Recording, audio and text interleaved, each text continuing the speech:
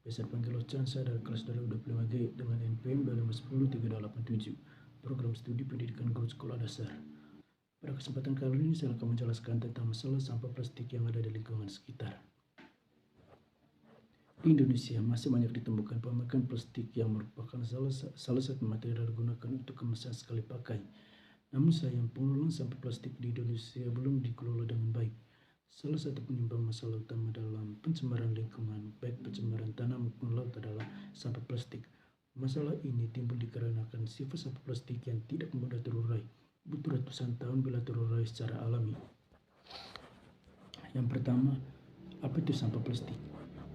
Sampah plastik adalah semua barang bekas yang tidak terpakai atau materialnya diproduksi dari bahan kimia tak terbarukan.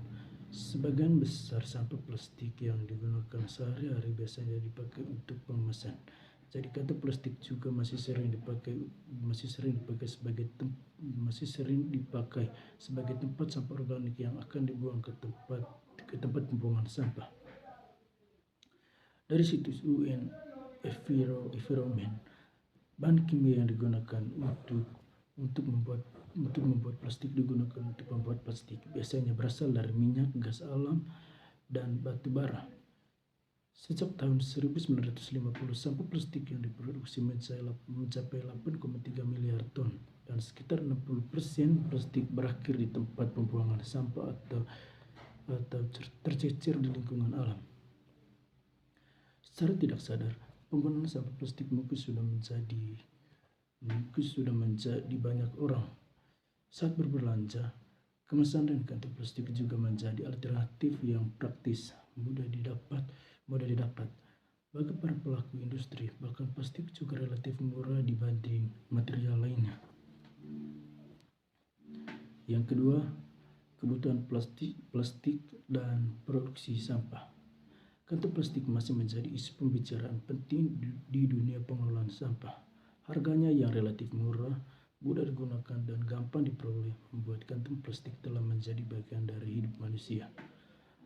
Hampir semua kemasan makanan dan pembungkusan barang dan makanan menggunakan plastik dan kantong plastik. Belum lagi plastik untuk kebutuhan lain seperti peralatan dan perabotan rumah tangga, alat olahraga, mainan anak-anak, peralatan elektronik maupun medis, dan sebagainya. Sampah plastik telah menjadi momok yang menakutkan di setiap belahan dunia. Tidak saja di negara-negara berkembang, tetapi juga di negara-negara maju seperti Amerika, Inggris, dan Jepang.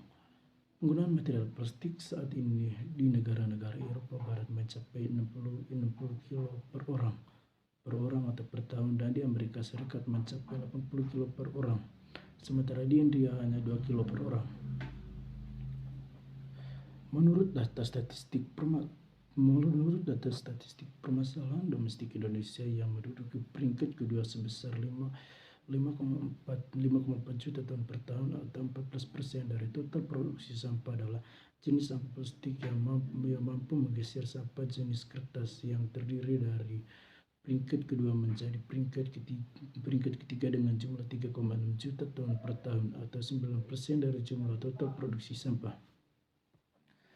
Menurut laporan Environmental Production Action atau EPA, AS atau Amerika Serikat saja produksi sampah plastik meningkat dari kurang dari 1% pada tahun 1960 menjadi 12% atau sekitar 30 juta ton pada 2008 dari jumlah total produksi sampah domestik negara ini. Kategori sampah plastik yang terbesar berasal dari kemasan dan wabah seperti botol minuman, tutupan botol sampo, dan lainnya. Jenis sampah plastik juga ditemukan pada jenis barang plastik yang penggunaannya bertahan lama seperti pada peralatan, perlengkapan, dan perabotan, dan barang plastik yang penggunaannya tidak bertahan lama seperti diaper, kantong plastik, cangkir sekali pakai, perkakas, dan perlengkapan medis. Melansir di Satsu.id, selama masa pandemi COVID-19, sampah menjadi permasalahan baru yang muncul di lingkungan sekitar. Dilansir dari BBC Indonesia, jumlah layanan Good Food meningkat hingga 20%. Sementara GrabFood juga mengalami peningkatan sebesar 4%. Frekuensi belanja online di Jabodetabek diperkirakan naik dari 1-5 kali sebelum menjadi 1-10 kali. Sementara berdasarkan survei LIPI pada 20 April 2020 disebutkan bahwa aktivitas belanja online juga meningkat hingga 62% dan 96% dari total jumlah paket menggunakan selotip, pembungkus plastik, dan double wrap. Pembelian alat pelindung pelindungan diri seperti masker, sarung tangan, dan face shield juga meningkat dari 4% menjadi 36%. Yang ketiga, masalah yang ditimbulkan sampah.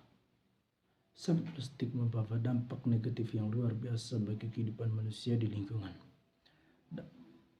Dampak atau bahaya dari sampah jenis plastik ini antara lain pencemaran air laut yang dapat mengganggu rantai makanan dan perburuan hewan laut, pencemaran air tanah karena sampah plastik tidak mudah terurai, penyebab polusi udara yang dapat menimbulkan bagi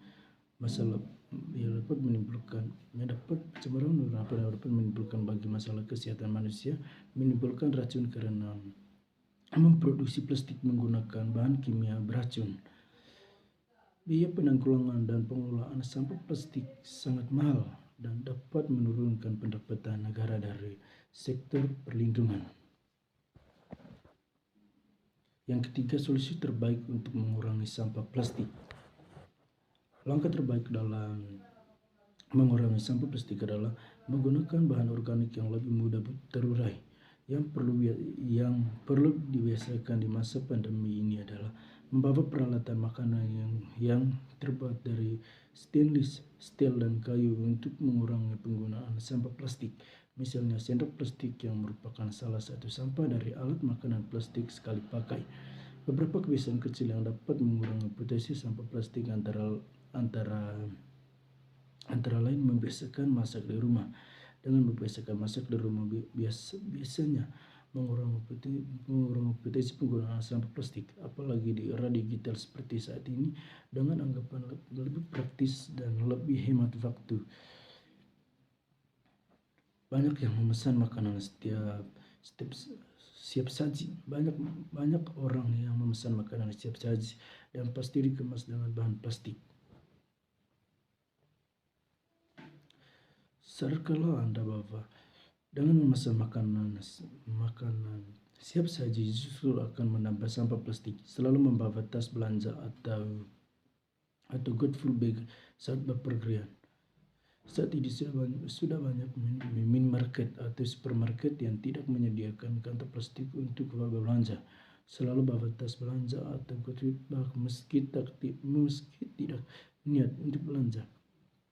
Setidaknya hal ini dilakukan untuk berjaga-jaga apabila sewaktu-waktu punya niat untuk belanja.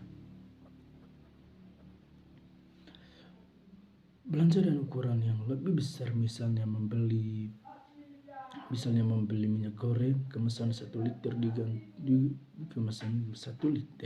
diganti yang kemasan 2 liter dan seterusnya. Gunakan lap kain basah untuk mengganti penggunaan tisu basah. Penggunaan tisu basah memang lebih praktis untuk memberikan beberapa peralatan rumah tangga, tapi tanpa disadari ternyata tisu basah mengandung resian plastik yang sangat sulit larut dalam air. Alangkah lebih bijaknya apabila penggunaan tisu basah diganti dengan lap basah. Masalah sampah plastik mungkin terkesan sepele, tapi dampaknya bagi lingkungan sangat luar biasa, bukan untuk masa yang akan datang, tapi juga di masa sekarang. Mulai lebih bijaksana dari sekarang untuk mengurangi penggunaan bahan keperluan rumah tangga dan penggunaan rumah tangga yang berbahan plastik. Selamatkanlah pencemaran lingkungan dari sampah plastik. Oke, itu saja yang perlu saya jelaskan. Terima kasih.